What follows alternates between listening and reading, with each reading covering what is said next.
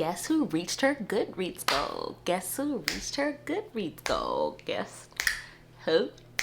Guess who reached her Goodreads goal? Me. That's it. That's who reached her Goodreads goal. Ooh, ooh. Hey there, friends. Welcome back. If you're new here, welcome. So today, let's talk about all the books that I read in October.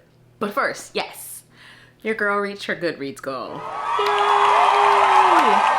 So I have read 50 books so far this year, and I don't know about you guys, but I'm super proud of myself.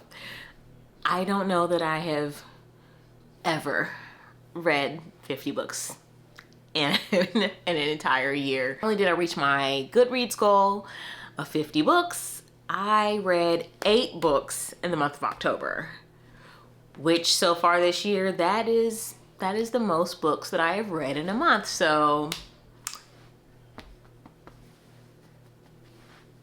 my arms are short, so pat on the back. Pat on the back, Shalita. Those of you who have reading goals, how are they going so far? Is anybody else doing the Goodreads challenge this year? Let me know how your reading goals are going so far this year. So, before we get into the books that I read for the month of October, please remember to like, comment, and subscribe for more. And without further ado, let's get into this October wrap up. All right, so the first book that I read in October was The Fury by Alex Michaelides. I never know if I'm pronouncing his last name right. So, my guy Alex. So, I don't know if I would necessarily classify his books as thrillers. I think it is more appropriate to, they feel almost more like mysteries. When you look back on it, they feel more like mysteries. So, mystery / thriller. It is a murder mystery, okay? A whodunit type situation. So a group of family and friends go to this Greek island for a vacation trip, whatever, and someone ends up dead, and we have to figure out who did it. So we get a narrator of this, and he's telling it in like first person. But, and he even says, and like the audiobook's kind of funny because, when he starts it out, he's like, hey, basically he is retelling the events that happened over the course of this trip and leading up to the trip.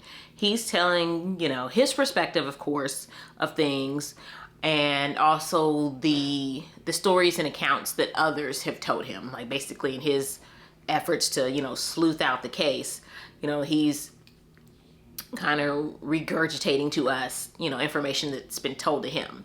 But, so yeah, he's kind of putting on a performance in a way for us. Acting out the story for us. The reader narrates it as if he's telling the story to someone. The author does a really excellent job of making everyone look suspicious. Everybody's a suspect. So I think he does, an excellent job there, making sure to throw you off the scent of just any one person. You don't linger for long. It could be anybody. Anybody could do it, right? The twist at the end. So Alex is kind of, he's pretty good with the twist in his stories. So the twist in this was pretty good. I did not see it coming. It was very like huh? Like how did he come up with that? So the twist was definitely good. It was definitely unexpected. His twists tend to have like 2 twists to them. So the first twist I didn't see coming, but then the second twist I was kind of like, I can, after seeing twist number 1, I can see how twist number 2 came about. Oh yeah, so with Alex Michaelides, my guy Alex, his books They are standalones, but they are interconnected. Y'all, so like I was sick last week into this week, and apparently I have infected members of my family. So if you hear like coughing in the background, it's my fault. I passed my germs on. So forgive the background coughing. Okay, back on track. So also, you guys, I'm a little like caffeinated, kind of buzzing here. I added an extra shot of espresso because I knew I had to film and edit and all this stuff today. So I was like, caffeine time. So if I'm a little manic, that's why. Like I was saying, his books they're kind of interconnected. And when you find when you find the little connections, you're like, ooh, like ooh, like, you know, it's like a little nugget, a little morsel, a little what do they call that? There's a word for it, but I can't think of it right now. There's a little something, okay, that clues us in that these stories are connected. I swear, I promise there's a word for it. I can't think of it right now. But anyway, so yeah, I think I rated this one 3 stars if I'm right. Like it wasn't bad, it wasn't amazing. Because none of his books have touched the silent patient. Like the Maidens left me kind of like, and this one left me kind of like it was decent. Yeah, Silent Patient was just amazing, and these past two, I'm just kind of like, whatever. All right, so the next book that I read was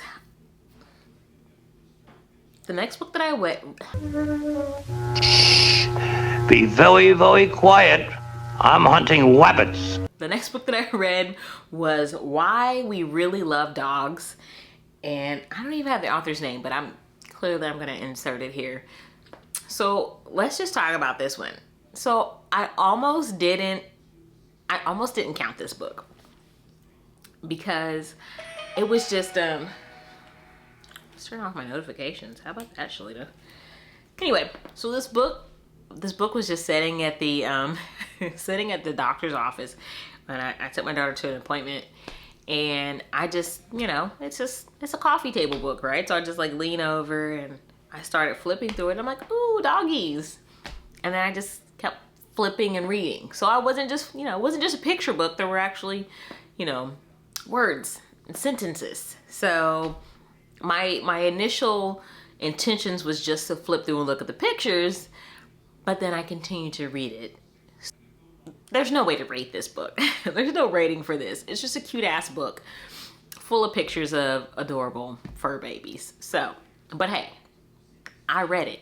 I literally, and don't get it twisted. There are a lot of pages to this book, like more than I expected. I thought it was just gonna be, you know, a few little pages and I'd be done, but you know, it just kept going and going and going and going. So I finished the entire book. So cute book. I counted it because I read it, okay? The next book that I read was None of This Is True by Lisa Jewell. So I had the library book, and this was on my fall TBR, but I listened to the audio. There was no way that I could read that library book because unbeknownst to me, it was large print. I wasn't paying attention when I checked it out. So yeah, the print was way too big for me. The audiobook was amazing. Okay, so this book is it's a thriller, and I think I rated this 4 stars. Yeah, I'm pretty sure I rated this 4 stars, or maybe 3.5. Okay, so this story follows, we have two main female characters. We have Alex and, what's the other girl's name? Alex and Josie. Alex is a podcaster, and her and Josie just happened to be having dinner in the same restaurant on the same night, and they both happened to be celebrating their 45th birthday. And Josie is just this unassuming, plain woman, kind of, she comes off as mousy, I guess, initially. But she pitches this idea to Alex to do a podcast about her. She's like, hey, I understand that you do podcasts about women who have done extraordinary things, but how about you do a podcast about someone who's getting ready to do something extraordinary? So at first Alex is kind of reticent about it, but the more Josie kind of talks to her, she's like, okay, well, let's give it a go. This was really well done. The podcast interviews and things like that. I mean, it sounds like they're in one of those soundproof booths and things like that. It sounds like they're really in a recording studio. It was just so well done. I was really enthralled with this book. And that Josie, I was literally at first you kind of empathize with her because she, reveals that, she was basically a minor when she met her husband.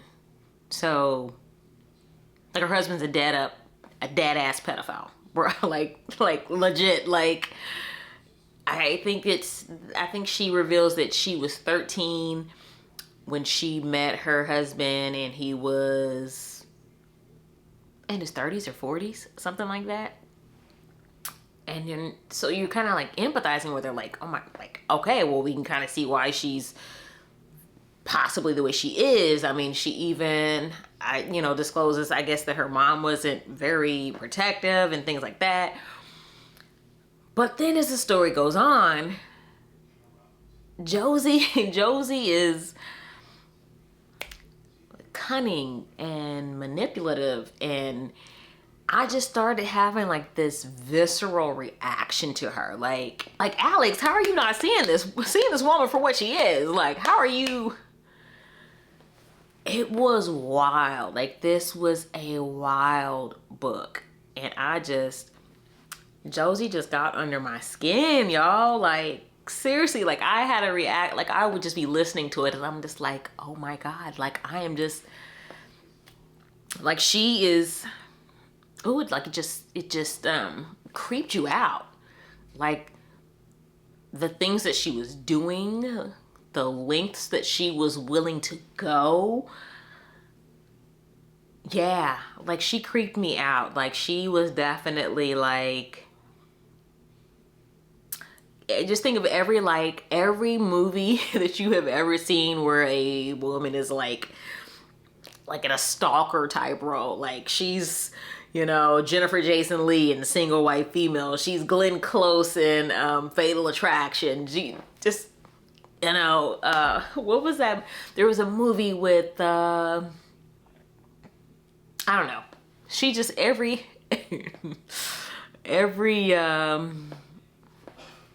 out there stalkerish woman you've ever seen in a movie, that was those were the vibes you were getting from Josie. And I was rocking with this book all the way to the end. The ending. The ending? Lisa girl, you had me at hello. And then you came with that ending and you lost me. The ending made me mad. So,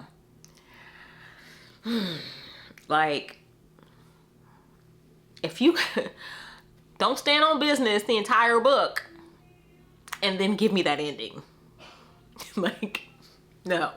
Overall, a very good book.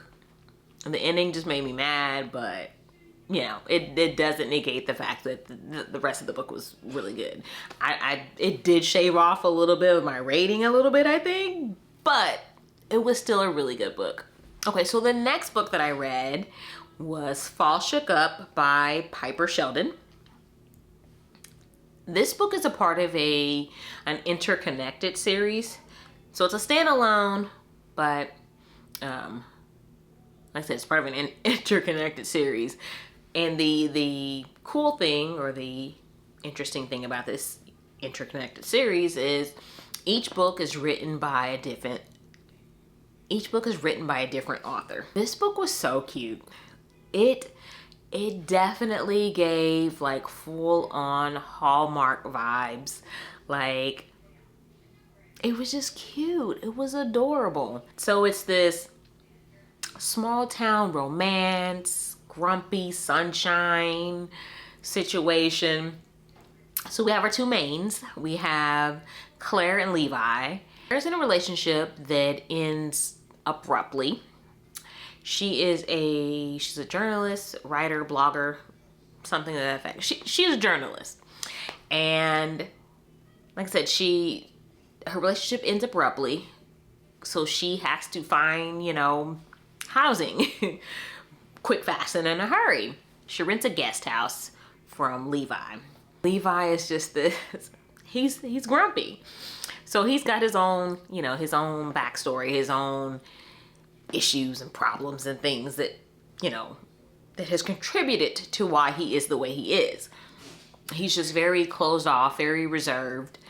And Claire is this quirky little thing who, melts this Grinch's heart eventually, So a very cute book.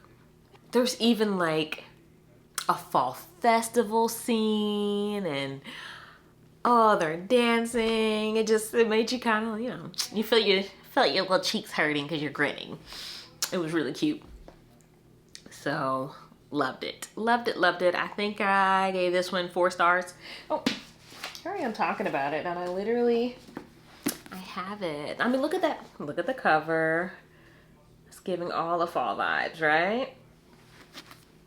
Loved it. Super cute. If you are a fan of small town romances, if you are a fan of that grumpy sunshine trope, this is definitely a book for you. Highly recommend this, especially, we're still in fall. This is a good read. This will be good for the winter time too. There's even, some snowy scenes. So super cute. All right, the next book that I read was Legendborn by Tracy Deonn. This is a young adult fantasy, and it is by a Black author.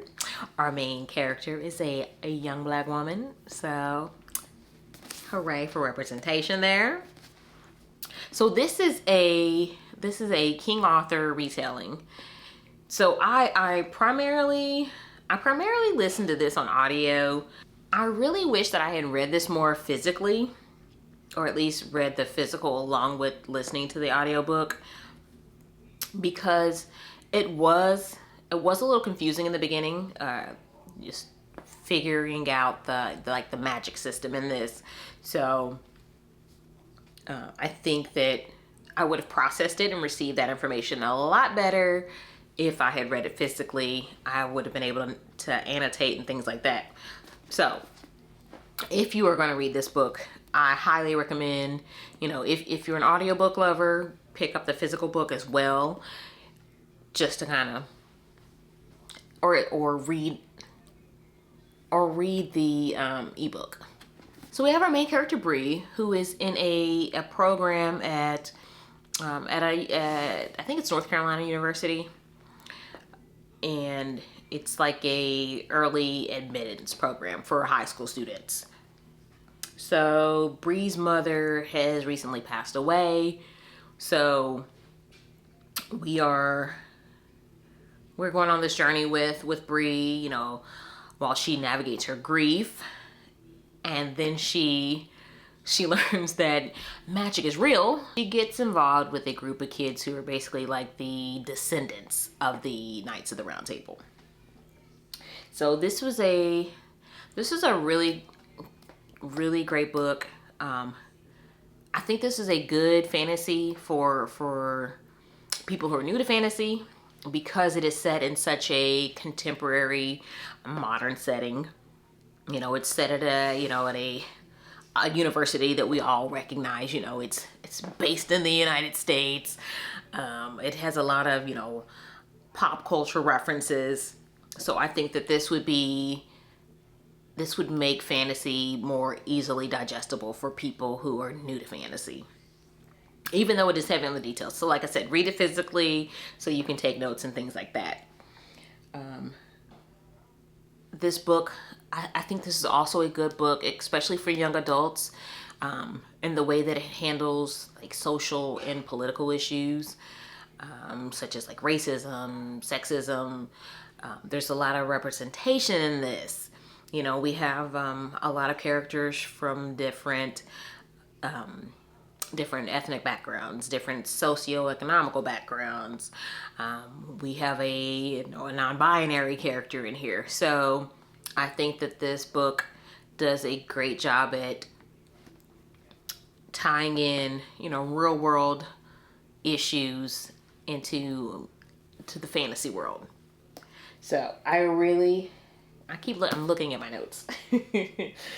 I really enjoyed this one. This one was really good. And like, as soon as I was done with this, I was like, okay, I gotta get book 2, which I did. I did go out and get book 2. So I can't wait to dive into that one here soon. But yeah, Legendborn by Tracy Deonn. I gave this one 4 stars. Excellent read. The next book that I read was Vampires of El Norte by Isabel Cañas. And this one was like my most anticipated read. Or one of my most anticipated reads this year. This is a historical fiction / historical fantasy / historical horror. Okay, so I rated this one 4 stars. It was not as scary as I hoped or as I anticipated, but it was still a good read. So this story is set in 1840s Mexico during the time of the Mexican-American War. We have our 2 main characters, Nestor and Nana. So Nestor and Nana are these like childhood sweethearts. So when they are 13, Nana gets attacked by a vampire. So at the time of her attack, you know, they don't know what it is that attacked her. They just know that, you know, she got attacked. And this is not spoiling it or giving anything away. This was on the back and in the dust jacket. So anyway, Nana gets attacked by a vampire, and Nestor thinks she's dead. So, you know, in his grief and his guilt, he runs away. He leaves. And so Nana survives, but she feels like he abandoned her. So both of them, it's not a miscommunication trope here. They just both didn't have all the facts. So he leaves thinking she's dead. She wakes up thinking that he abandoned her. So we have a time jump. So 9 years goes by. Nestor has just been, you know, doing everything he can to keep this distance between, you know, his hometown and you know, he's just running from his guilt and his grief, you know, working hard, drinking, sexing it up, whatever, you know, just whatever he can to soothe his little broken soul. The war is kicking off, and somehow they get thrown back into each other's orbit. He comes back home to discover Nana's still alive. So we have the 2 things we're grappling with. You know, we're grappling with the vampires, and we're grappling with this love story. And they're so cute, they're so sweet. You know, the heartache between these 2, the longing. I mean, this is a horror, right? So you want to know if it's scary or not. So like I said, not really scary, but there are these moments of tension and moments that make you anxious, you know, like if the characters feel like there's eyes on them or like they're being watched, the way that the author describes it, like you can feel that, you know, that tension. And she does that really well. She did that really well, creating tension and things like that. But I mean, it wasn't super scary, but it was a good book. These are definitely not the cutesy wootsy little vampires, you know, from Stephanie Meyer. These are not, there's no Edward Cullen in this. Okay, these are vicious creatures. So this author, you can tell she did her research on, she definitely did her research. The way that she like merged history and Mexican folklore and, you know, horror all into one. It was just very well done. And the role that the vampires play in this, very well done. Very well done. But yes, it is very apparent that my girl did her homework. Okay, so the next book that I read was Listen for the Lie by Amy Tintera. So this one is a thriller, and I think I gave this one 3 stars. I was very disappointed in this book. This is marketed as a thriller, but there was nothing thrilling about this until like the 80% mark. Now, don't get me wrong, this book was entertaining, but it did not do it for me as a thriller. So our main character is Lucy. Lucy was accused of murdering her best friend 5 years ago. She has no recollection of the night of the murder, no memory of it. So she doesn't know whether she did it or not. She was never convicted. I think she was even charged. So never charged, never convicted, never charged. But she was basically deemed guilty in a court of public opinion. So the entire town where she lives, they're all convinced. They were all convinced that she did it, that she murdered this wonderful, beautiful angel. So they were convinced that she did it.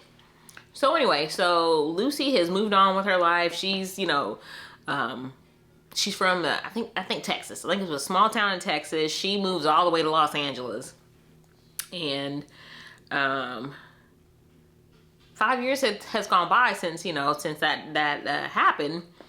And then this true crime podcaster comes along and decides he wants to open the case and find out whether Lucy did it or not, or who did it. So he basically opens up these old wounds for the sake of this podcast. Honey, those interviews with those town folk, they slammed her. They really thought the absolute worst of this girl. and I get it, them thinking, them portraying the victim as, this sweet girl. Because who wants to slam a victim, right? Who wants to say negative things about somebody who's dead and has been murdered? But yeah, we just basically kind of follow along this investigation, and we listen to these interviews between the podcaster and the townsfolk, and it's a wild ride. So Lucy has this sense of humor that's so damn dark. It was she's my kind of girl, like her humor is my humor. I get it. I dig it. It was funny. But it's a thriller. So I don't need the humor. I don't need the dark comedy. I need the thrills. I need to be thrilled. And it just wasn't. There was no suspense. There's nothing thrilling about it. Like I said, until like the 80% mark. Then it's like, oh, now you wanna freak me out.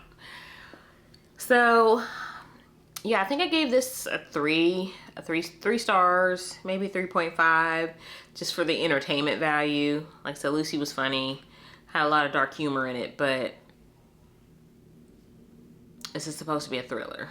Like, I shouldn't be laughing this damn much at a thriller. I couldn't stop listening to it though because it was entertaining, but yeah, it was, as far as being a thriller goes, it was disappointing. All right. So if you're looking for a thriller,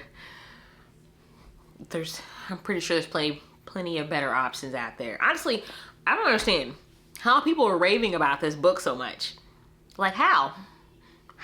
Like, I get that it's entertaining, but as a thriller, how are you people going out here recommending this book? It just wasn't. No. Honestly, have you all read this book? Has anybody read this book? Honestly, tell me, did you enjoy this book?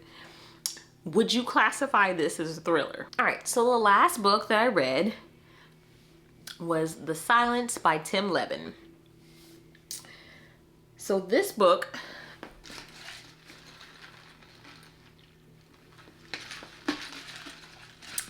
is a horror. Y'all, I need some horror recommendations because I have read two horror books this year. There should be a reading vlog of me reading The Silence and Vampires of El Norte. I should have that up already by the time you see this one. I've read two horror books so far and neither one of them were very scary. So I need some, please, down in the comments, recommend some horror books for me. Something that's gonna scare me, make me want to sleep with the lights on type situation. I need to be sufficiently scared. Okay, back on track. The Silence by Tim Levin. Okay, so this book is about these creatures that are in a cave, minding their own damn business, living their life, and then what happens? Oh, guess what? Humans happen. That's what the hell happens. Nosy ass humans, right? I don't know what it is about us as a race of people, humans. Why are we so determined to plant our flag somewhere and discover every damn thing? It is possible for things to have existed before we came along. So, you know what I'm saying? Anyway, so, like I said, these little creatures were just minding their own damn business, living life in a cave, and then, humans got curious, decided, oh hey, let's film something for Discovery Channel, and they fucked around and found out. So there's these blind creatures in a cave who basically get unleashed upon the world, and chaos ensues. We have our main character, Allie, and her dad is our other main characters. So we have these two POVs. So Allie and then her dad, Hugh. So the creatures from the caves are blind, and they hunt by sound, or they're attracted to sound, and they eat any and everything with a pulse. So what's so wild and interesting about this book is it really touches on like our sense of security, and just how oblivious we are as people, as humans. I don't want to say how self-centered we are, but how just out of touch we are sometimes with the rest of the world and with other people. So like when the creatures first are observed or seen or whatever, you know, they're watching this on the Discovery Channel, and first they're like, oh, this is just, you know, this is just another social media stunt, or, you know, this is a movie trailer. Like, there's no way this is real, right? This has got to be fake. But even as like Hugh and his daughter are like no, this is real. You know, they're watching other people just kind of go on with their lives like nothing's going on. Everybody's like just, you know, Hugh's at not in a diner. He's not in a diner. Where is he at? He's like at this bed and breakfast or this motel or whatever. And he's like watching the footage and watching the news coverage. And there's some guys, you know, a couple tables over who are like planning their biking trip or whatever. And he's just like, what are you guys doing? Like, there's creatures out here, you know, attacking and eating people.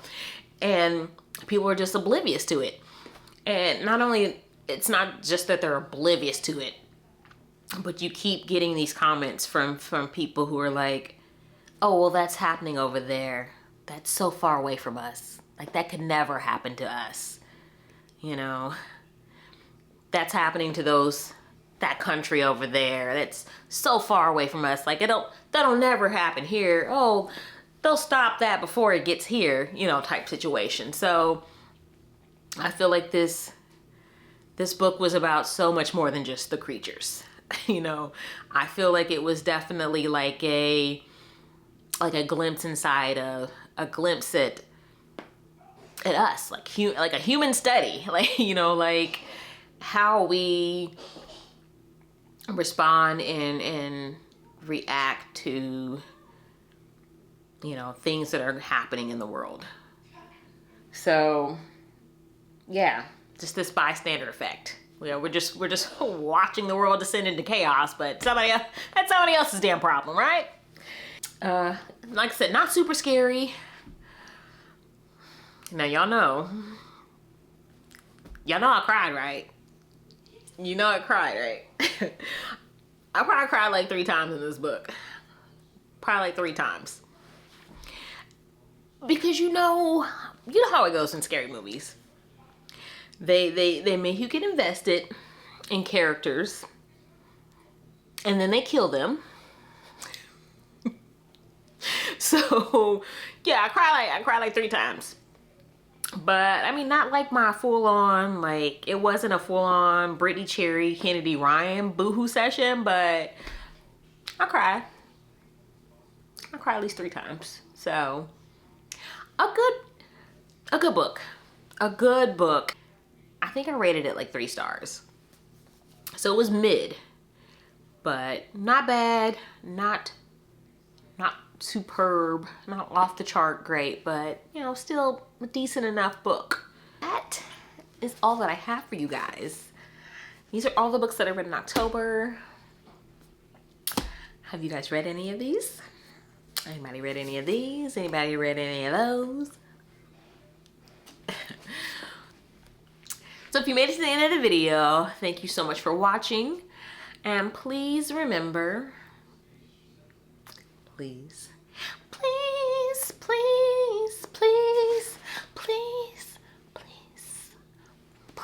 remember to like, comment, and subscribe for more. And until the next one, guys, bye.